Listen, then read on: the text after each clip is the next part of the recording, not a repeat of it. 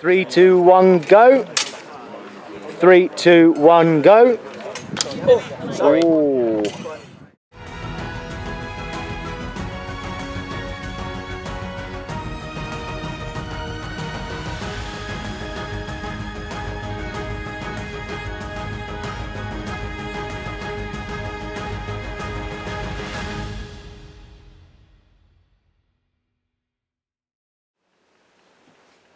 Hello everyone, I am Jonathan, also known as the Medieval Genie, and today we're going to talk about something that I first encountered in fight camp by some people I'd met, including someone who's a long-term subscriber. Hello.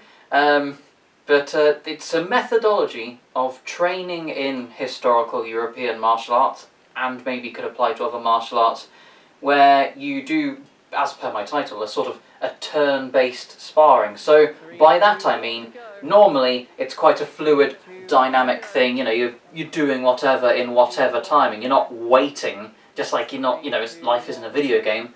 But by breaking things down into steps, just like people do often with drills for techniques, deliberately doing that, but in a sort of a sparring context. So you're not having a specific technique. I'm going to do this. You're going to do that. It's just open-ended, just like in sparring, but with that breaking down and looking at things step by step, same as with a drill. You can actually learn a lot about what's going right, what's going wrong with your own personal form and technique, as well as how you can adapt to various opponents. So, for example, I noticed that sometimes when I was doing military saber, I would perhaps try a lunge and I would overextend myself, which is bad form because it means that if I overextend myself, then recovering into some sort of defense or another attack is more difficult.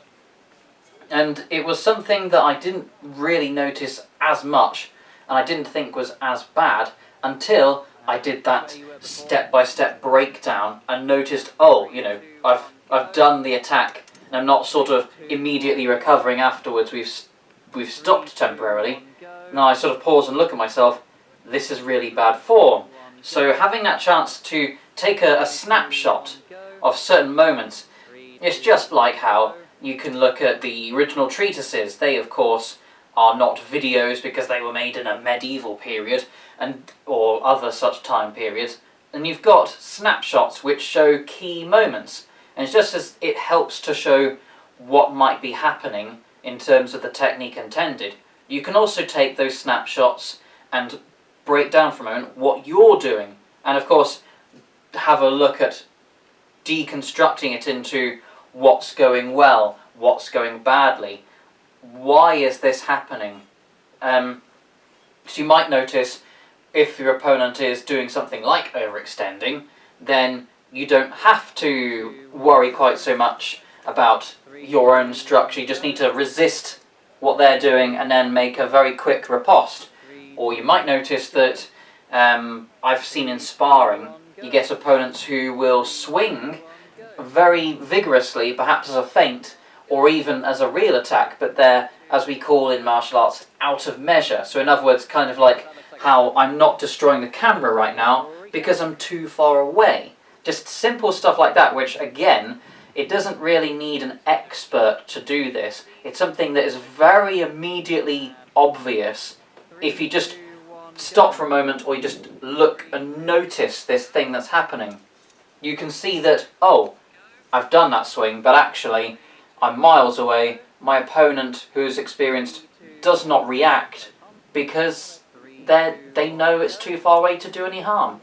So then, instead of sitting there wondering, okay, I'm doing these things, why are these feints not working? Why is this not going the way I like it to? But why is it when they try it, it seems to work?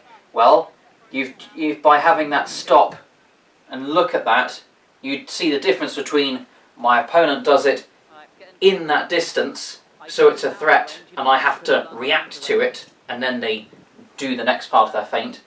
Or, if it's done badly, oh, actually, looking at this, nobody's going to be convinced this is dangerous to me, sort of thing.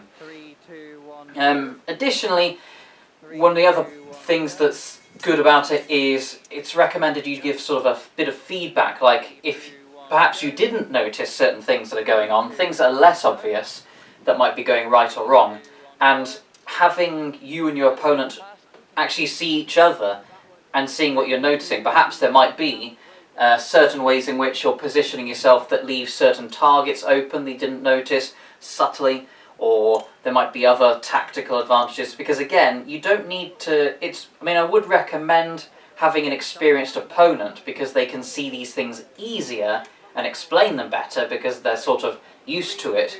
But even as complete beginners, if you're doing a bit of sparring, I recommend still doing live, no pauses, no sort of, not too many restrictions other than your typical, your standard safety precautions, and just sort of doing a bit of that. But then sometimes taking that moment to sort of slow it down and examine why things are developing the way they are.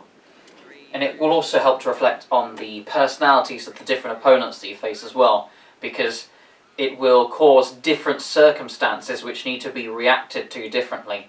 And in live sparring, you might sort of in that natural flow get used to it, but if you're struggling to, it might be worth just slowing it down and breaking it down to see, having that time to stop and think, how can I counter what they are doing? And have that moment.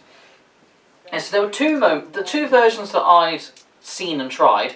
The first one was one that I was shown at Fight Camp, which was that basically had another person or one of the two people saying, so 3, 2, 1, go. You perform sort of a tempo's worth of action, which would be a tempo. It's something that sounds sort of vague, but it's actually quite simple. If I'm doing something like, let's say I try to stab at someone, that's kind of, some people are slightly faster and slower with the way their bodies move, the way they've got reaction speed and stuff like that, but it's not a massive difference really. So there'd be a time in which I perform a stab, and then in that tempo someone tries to perform a parry against that stab, and then 3, 2, 1, go, and then they try something else like a riposte or further attacks or whatever.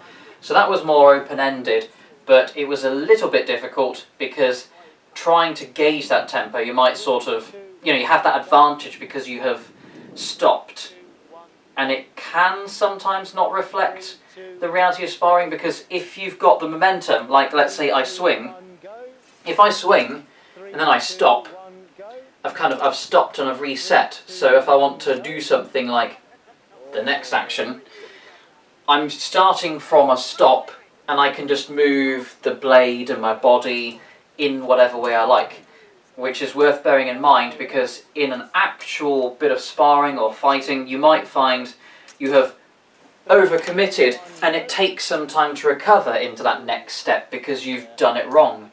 So obviously this method of teaching, this method of sparring won't cover everything, and you need to bear that in mind, but even within those limitations, yeah, it still works. So that was that version. The second version is instead, you just say that this was a version that one of the head coaches at my Iron Door Collective Club tried, sort of recommended when I said we try this turn-based sparring thing, and he said that we should try, and it actually also was really useful and quite effective. Instead, you just simply take it in turns between an attack and a defence, and you just simply, after that action has been attempted, you just stop for a brief moment and then go, or even just take in turns, and it flows dynamically, so you've still got the momentum going. So you're not even having that pause, but you're just having someone defends, they attack, they defend, they attack. But it means that by deliberately having each person take in turns for who's the attacker and who's the defender, unlike with live sparring, you need to make sure that you are in structure to have that work. So, for example, if I overcommit, just like I mentioned before, if I overcommit to my attack, then yes, I've done that action. Let's say they parried it or they dodged it. Then I've got to make sure I'm ready for my defense. So I don't want to overcommit to the attack and make myself weak against what they try. Additionally, it can also be extremely useful for discouraging sort of jumping type of dodges. I've seen some people who they are defending against an attack by just simply leaping out of the way. Now, it's easy. Leaping out of the way means that they don't get hit, but it means that it's what I'd call a neutral exchange. Excuse me, this isn't any particular technical term, it's something I repeatedly say, so I'll call it a term. But basically what I mean by neutral exchange is that whatever's happened, nobody's got hit, but there's no kind of advantage. So if someone attacks me and I've parried, maybe I've got a line. Oh look, there's the sword pointing towards their face, so they've gone whoosh, I've caught it. So this is not a neutral exchange. I've got an advantage. I've parried it, so their sword is here. I know where it is. Ooh, I've got my sword point towards their face. Stab. Now they might defend that. Obviously it's not a guaranteed victory, but having that advantage is useful. If, on the other hand, they did that swing and I jumped away, then now it's my turn to attack, and I'm miles away. I need to kind of run at them and do a very obvious attack, or just kind of close into distance and not even attack when it's my turn, and I've wasted the opportunity to riposte. Because maybe they did do something clumsy, but I'm so far away, it doesn't matter if they're in a completely vulnerable state, I can't hit them. So again, it's little teaching methods like that which help to iron out the kinks. Because, I mean, if we're looking at reality and real life in terms of martial arts and whatnot, yeah, if you want to just jump out of the way and you're not actually wanting to fight, you want to just simply run out of there, then fair enough, then, you know, what's the point in this object being here? Maybe just hold it as a sort of a bar or something to block just in case, but basically just run away. But if we're talking about a situation we want to fight back, for whatever reasons, you know, it would be too complicated, so I won't go into exactly all the reasons why, but for whatever reason, if the person wanted to fight back, then jumping out of the way is not necessarily a good idea, because the person gets to attack you, and they get to attack you again, and they get to attack you again. And because there's no punishment, there's no counter, they are getting free attempts, and I mean, real life doesn't work quite in gambling, that there's a percentage chance to be hit, but they'll sort of wise up to how you move, or you might get tired, or something might happen where if they keep making attempts to attack you, and you're not punishing them with a counter, or some sort of attack later, then they are encouraged to just keep trying and keep trying, until eventually you will be hit. And if we're talking about weapon forms, unlike the idea of taking a punch, you really don't want to take a sharp weapon, for reasons I need hardly mention.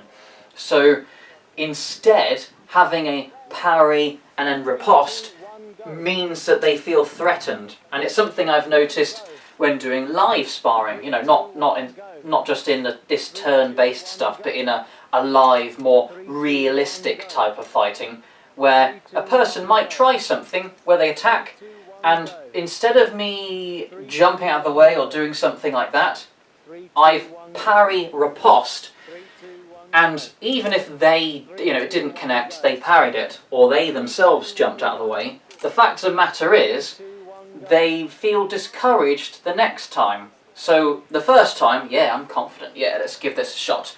I try something. Nope, I'm giving you something back. Oh, crap. You know, they're having this moment where they think, I'm going to be punished for it. So now they're a bit more cautious and they're being a bit more tentative. And if you're against people who are going to end up more tentative and less sort of active and are not going to pursue you as much, great. If you've gone from them being confident and delivering a lot of violence towards you, through to they're now frightened of what you're doing back every time they attack, then suddenly you've reduced their offensive capabilities.